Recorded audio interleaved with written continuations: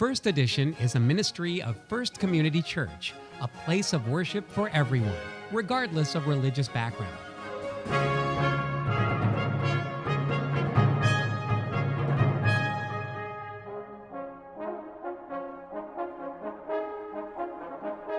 Join us to enhance your spiritual journey and share in God's love and grace. And now, First Edition. Good morning, and welcome to First Edition, the television ministry of First Community Church. My name is Glenn Miles. I'm the senior minister here in this wonderful church, and we're glad that you joined us on this day. We want you to know that no matter who you are, or where you're from, or where you are on life's journey, you are welcomed and accepted here in this congregation. Today, I'm beginning a new sermon series titled The 23rd. As you might guess, it's based on the 23rd Psalm. You know it, many of you know it by heart. Yea, though I walk through the valley of the shadow of death, I will fear no evil. It's a powerful text, read most often at funerals and memorial services, but it really is one that can almost be an everyday source of inspiration. That no matter what we're facing, no matter what we're going through, what we're encountering, we don't need to be afraid because God's very Spirit is promised to be with us. Today's part one in this series. I'm looking forward to delivering this message, and I trust and believe that you'll be inspired as well.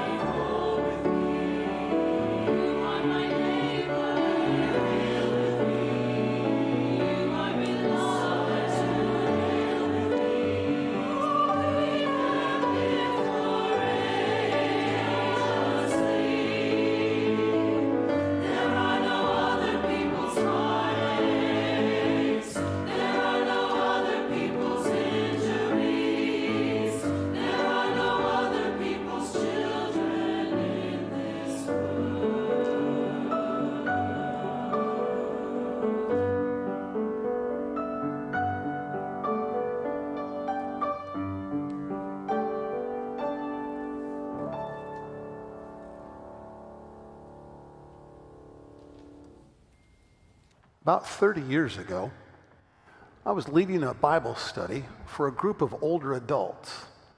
I was, by about 40 years, the youngest person in the room. The next youngest was at least 40 years older than I was. Everyone was in their 70s and 80s. There were even a couple of folks who were in their 90s. They asked me to lead a Bible study for their group because their Sunday school class had folded a few years before and they missed being together with each other. And so I said, sure, we can do this.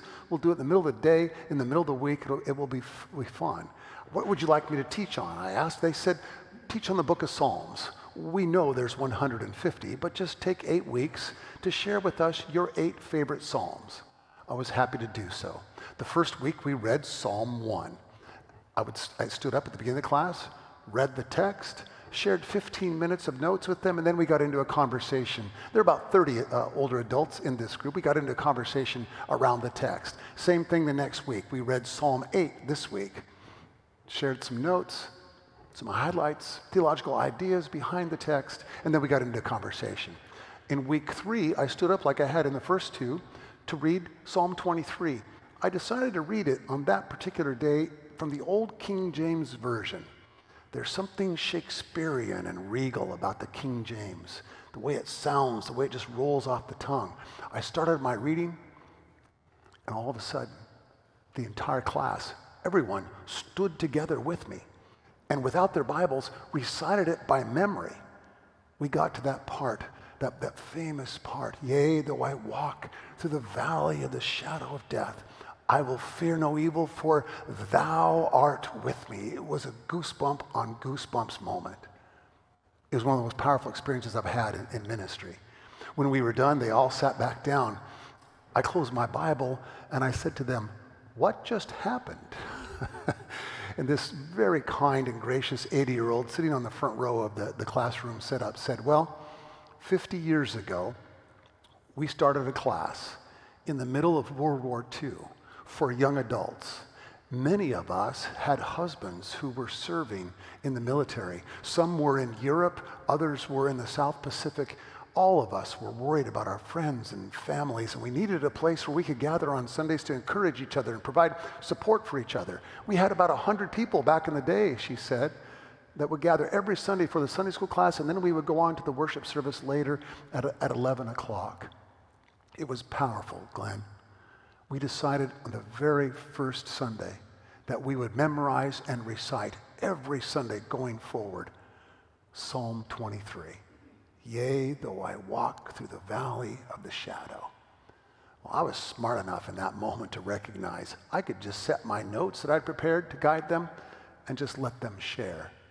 I said, tell me about your experiences reciting this psalm and the ways that it's touched your life. Another woman, a very good friend of the one who spoke first, said, my husband did not come back. He died in the South Pacific.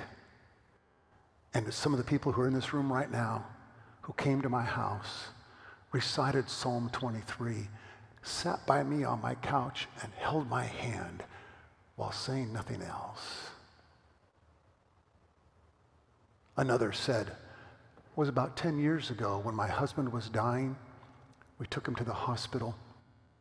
Every day that he was there, I would show up and we would recite together Psalm 23. The last 3 days before he died, though, he lost his speech. But I would still show up, hold his hand, recite those words, yea, though I walk through the valley of the shadow. And he would squeeze my hand. I knew he could hear me. Another one, this one was a man. He said when we lost our daughter so many years ago, she was just a tiny little one, just a tiny little baby. When we lost her, it was some of these people in this room who showed up at our house and helped us through. And not just right after her death, but week after week after week, knowing that I needed someone to shepherd me, to shepherd my wife, to shepherd our family through this terrible and difficult time. Story after story after story after story of the way this community of faith cared for each other. I dare say that whether you have been a believer your whole life or an unbeliever, whether you've been in church or synagogue forever or never darkened a church until it door or synagogue door until this day, you already knew Psalm 23. You already knew the Lord is my shepherd, I shall not want. You might not know it's a psalm, you might not even know it's from the Bible, but you know there's something powerful about it. It seems to appear in our culture in a variety of places, in all sorts of ways and styles and types. In fact, I think that's God calling to let us know.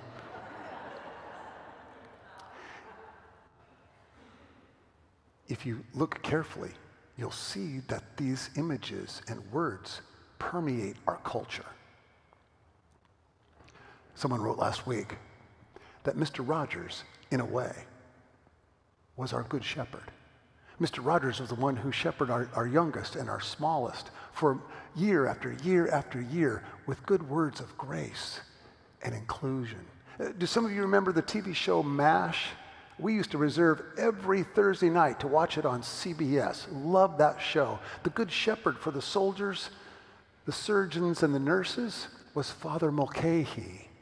And not only for them, but in many ways for us, as we learned some of the difficult lessons of war and how painful and awful it can be. Even someone else suggests that the bishop in Les Mis, in both the theatrical production and the movie, the bishop, near the beginning, when Jean Valjean has been set free from prison, he makes his way to the bishop's home. He's starving, he's worn out, he's exhausted. The bishop feeds him a nice warm meal, allows him to sleep in his bed, and then in the middle of the night, Jean Valjean gets up and steals all of the bishop's silver. He's caught, of course, as you know the story, brought back before the bishop, but the bishop forgives him and sends him on the path of righteousness. He becomes the shepherd for Jean Valjean in the way he gives his life over and over and over to serving whatever community he finds himself in the name of love and grace and kindness. Think of the music that we know, that we can think of just off the top of our head. There's somebody, Andy, I think his name is Johann Sebastian Bach. You've probably heard of him before. Has written some pieces inspired by Psalm 23. My favorite band, U2, has a song inspired by Psalm 23. The Grateful Dead, Pink Floyd, and all kinds of other groups have been inspired by this beautiful psalm of hope and trust and grace. I remember the movie Pale Rider. It was a Clint Eastwood movie from way back in the day about a cowboy preacher. And there's this frightening scene where a woman who's worried about what's going to happen to her next is burying her beloved pet. And she quotes the psalm, "Yea, though I walk through the valley, I shall fear no evil." And then she adds, "But I am afraid." There's honesty in that word as well. Sometimes it's difficult to trust that these words are true. But the promise of God's presence is built into the very theology and even the poetry and the way that it's aligned. James Limburger is a very good Hebrew scholar. He notes that if you focus on the word thou in that phrase, "for thou art with me," and you look back in the original Hebrew, there are exactly 26 words. And then right after that word, there are exactly 26 more words. It's as though he was poetically saying, even in the way he arranged his thoughts, that at the center of our lives, the center of our being, the center of our living and our dying, there is the presence of God in everything that we experience. This is the promise. We don't know for sure that's what he's saying, but it makes some sense, doesn't it? Maybe we understand it with our hearts. That at the center of our dying, our living, our very being, there is God. Walter Brueggemann, another good scholar, helps us understand this as well. Let's put his words on the screen.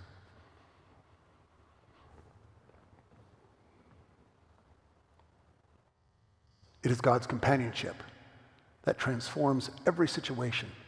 It does not mean that there are no deathly valleys, no enemies, but they are not capable of hurt. Psalm 23 knows that evil is present in the world, but it is not feared. Confidence in God is the source of a life of peace and joy. Go back to the second line. It does not mean that there are no deathly valleys, no enemies. Every single one of us, at some point, will go through that deathly valley. For some, it will happen many times. Every single one of us will deal with enemies of some variety or some type. All of us have difficult days, harsh moments, frightening seasons. But the promise at the center of this text is the very presence of God. You know, on Wednesdays here at First Community North, over there in Grace Hall, we have a group that gathers called The Gathering. We have a light supper at 5:30, little worship service at 5:45, and then the youth and children go off to their activities, and the adults stay in with one of our clergy for the Bible study. I was the leader last week. I quoted from the Apostle Paul and his sermon to the folks in Athens. Just so we're clear, Athens, Greece, not Athens, Ohio. He quotes a 6th century poet. We think his name was Epimenides, 6th century BCE, before the Christian era, before the Common Era. For in God we live and move and have our being. Do you hear the beauty of that text? For in God we live and move and have our being. We are already in God. Our very self is in God, and God is more than the collective sum of all of us. We live and move and have our being in God. Think of this. 6 centuries before we know anything about Jesus, 6 centuries before Christianity comes around to this world, there's this Greek philosopher, this Greek poet, commenting on God and how we find ourselves within that God's very being. This person wasn't a practicing Jew. He didn't know anything about Judaism. But Paul hears this word in his study and his research, and he hears in that an inclusive description of who God is, not just for us, but for the world. For in God we live and move and have our being. You know, it's been said that in every pew, there is a broken heart. In every row of chairs, there is a broken heart. And if you preach on sorrow, you will always have a congregation. And it's true. I've yet to encounter anyone in my ministry who's never had their heart broken. I tend to think, though, that children and young people have this sort of happy-go-lucky experience, that life is great and wonderful, and it's only after you become an adult that you experience heartbreaking things. But I have to remind myself, I've known enough children and youth in my life to have seen that they too have had broken hearts, difficult moments, terrible times. And don't downplay it at all, because it hurts. A broken heart at 4 hurts just as bad as 94, and everywhere in between. I read a marvelous story last week from Rachel Held Evans, may God rest her soul, about the time her son was 2 years old. He'd had a nightmare, a bad dream, came running down the hallway to her bedroom, said, Mommy, I think there's a giant walrus in my bedroom. I think a giant walrus is trying to get me, and I'm afraid, Mommy. I'm a little older than 2. That would scare me too if I saw a giant walrus in my bedroom. And she assured him, it's okay, it's fine. Let's go back, we'll turn on the light, make sure everything's okay. You just had what's called a bad dream. You'll be okay. No, Mommy, I'm scared. No, you'll be okay. She tucks him back in bed, turns off the light. She pats him on the forehead and said, just remember, God is here. He gets out of bed with 2 fists kind of like this, says, I can't see God. She chuckles in her mind, because she at that time was wrestling with her own questions, doubts, and fears, and worries about her faith and what she really believed and what the church was about and all that sort of thing. She says, maybe doubt is genetic and I've just passed it on to him. But there's truth in that little boy's words, aren't there? He's in the valley of the shadow. He's in the place of fear, of death. It's something we can never get away from. You know, I mentioned in my email on Friday that Psalm 23 is the #1 sought for psalm on a website called BibleGateway.com. If you're a Bible nerd like me, it's a totally cool website where you can look up all kinds of words and verses and different translations and all the rest. You know what else is in the top 5? Isaiah 41. Do not fear, for I'm with you. That's one of the top searches on this. Like 14 million people a day go on this website. You know what also is at the top? Romans 8. If God is for us, who can be against us? Do you see what the top searches reflect to us? When we're in times of trial, of terror, of fear, of worry, of death, we go looking to the sacred pages of the Bible, to the sacred websites, as it were, to find the words of hope, words that have spoken to people for 2,000, 3,000 years and more. Because every one of us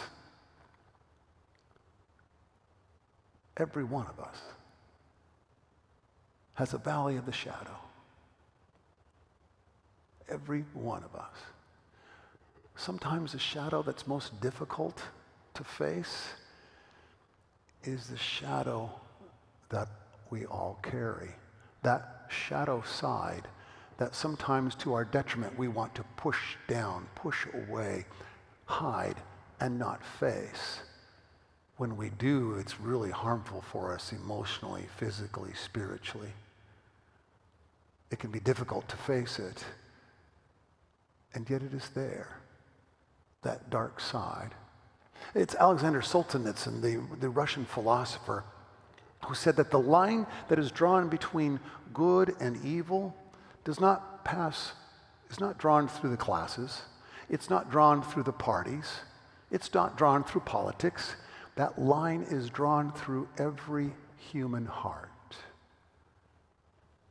And even the most evil hearts, he says, have within them, somewhere deep buried within, a glimmer, a glimpse of goodness. And by the same notion, even the best of hearts have a place where evil could take root. But if we can face that dark side, if we can face that shadow side, if we can allow ourselves to see it and embrace it as part of what every human being in this life faces, we can be strengthened to move forward in trust and in hope in God's presence. There's a church, a small church, maybe 1/5, not even that large, the size of this congregation, of this building. Up on the chancel, there is a life-size icon of Jesus. In front of the chancel, and it's all the furniture in the entire room, there are 12 wooden chairs in a semicircle, aligned toward Jesus. On the backs of each of these wooden chairs is carved the names of the 12 disciples. If you walk in to this chapel for prayer, it's set aside for public prayer. No worship services, no music concerts, nothing like that at all. It is simply there for anyone who wants to stop and pray. If you walk into that place and you look at the chairs, you can see by how worn one of them is, how worn out the chair itself is, which one is chosen the most. Which would you say? Someone whispered, Judas. We almost have to whisper it, don't we? Judas. Judas. You see, that's why I go to church every week. Oh, I know. Insert your joke about me getting paid to go to church. You can drop that in here right now. I've been hearing it for only about 40 years, so maybe it'll be funny someday too. But here's the thing. Much to my family's chagrin, even when I'm on vacation, I go to church. Why? Because if I don't, I forget. I forget that there's already a seat for Judas. There's a seat for you. There's a seat for me. The great promise of this psalm before us is the simple but beautiful one, that in all our lives, in all our experiences, in all our shadow moments, God's very being is there, and for we live and move in that being. Yea, though I walk through the valley of the shadow of death, I will fear no evil, for thou art there.